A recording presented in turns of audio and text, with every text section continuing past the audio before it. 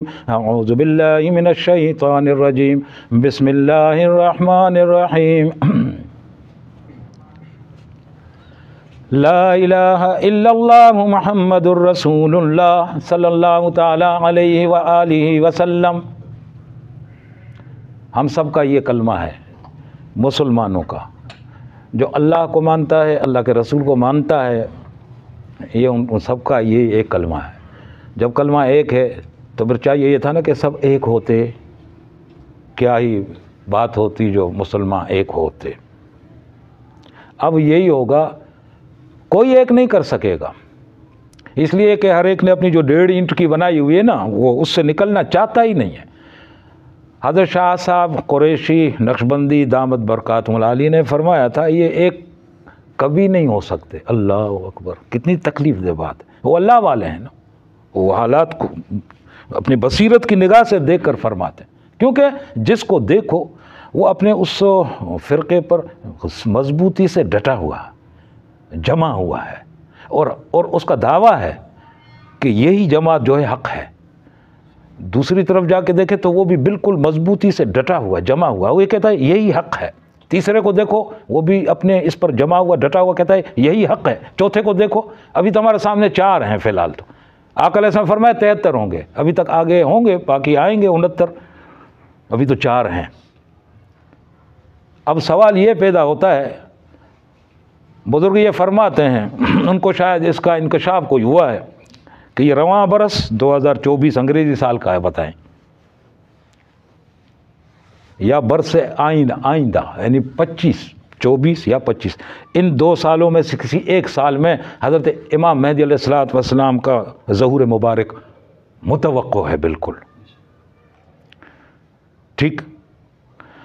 اب جب ان کا ظہور ہوگا نا جی، تو یقین جانیے وہ نہ شیعہ ہوں گے، نہ وہ وہابی ہوں گے، نہ اہل حدیث ہوں گے، نہ وہ بریلوی ہوں گے، نہ وہ دیوبندی ہوں گے، اس لیے کہ وہ خود نبوت کے بعد امامت کا بڑا مرتبہ ہے، نبوت کے بعد امامت ہے۔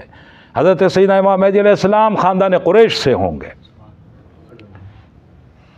اور وہ خاتم النبیین کے بعد آخری زمانے کے امام ہوں گے، اس لیے امام آخر الزمان کا بھی لقب ان کو دیا آقا علیہ السلام نے۔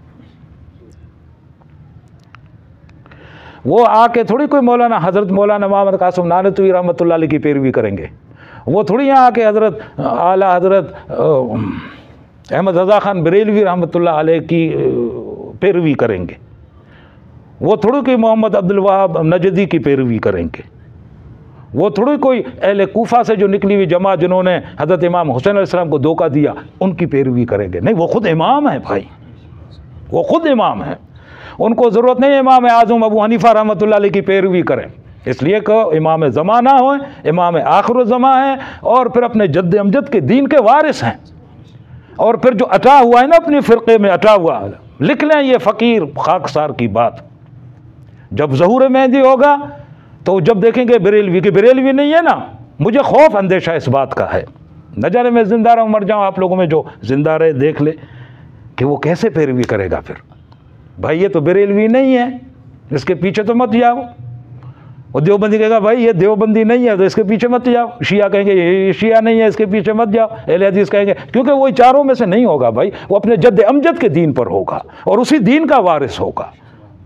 یہ بات لکھ لیجئے اپنے دل کی کتاب پر، یاد رکھیے گا۔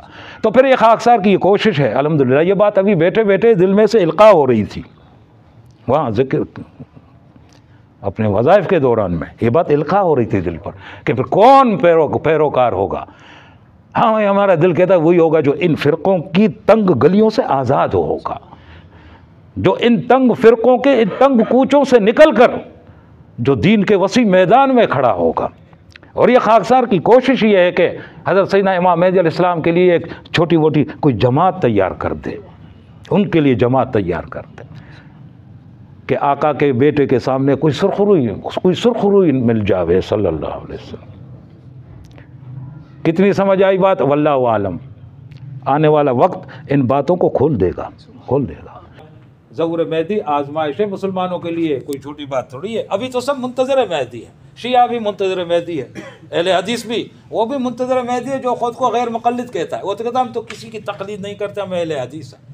تو پھر وہ کسی امام کو ویسے ہی نہیں مانتے، یہ تو امام ہو کر آئیں گے، پھر وہ ابھی منتظر ہیں، جب وہ امام آئیں گے وہ کہیں گے اب تو غیر مقلد ہیں۔ شیطان ایسے کھیل رچائے گا، اللہ ہماری نسلوں کو اس فتنے سے پناہ دے، کیونکہ دجال کا فتنہ بھی ساتھ چل رہا ہوگا نا جی، بڑا کڑا امتحان ہے مسلمان کے واسطے۔ اس لیے فرقہ واریت سے خود کو ذرا آزاد رکھے، پھر منتظر مہدی رہیں۔ ہاں جی، اپنی عقیدت کا قبلہ مدینہ شریف کو بناؤ، نہ کوفہ کو، نہ دیوبند کو، نہ بریلی کو، نہ نجد کو۔ ہاں ہاں ہاں، عقیدت کا قبلہ مدینہ، شہر مصطفیٰ صلی اللہ علیہ وسلم۔ یہ نصیحت ہے، یہ ہدایت ہے، یہ درخواست ہے بھلائی کے واسطے، اور یہ سب اللہ کی رضا کے واسطے یہ بات کرتے ہیں، ہم اس کا کوئی معاوضہ نہیں چاہتے۔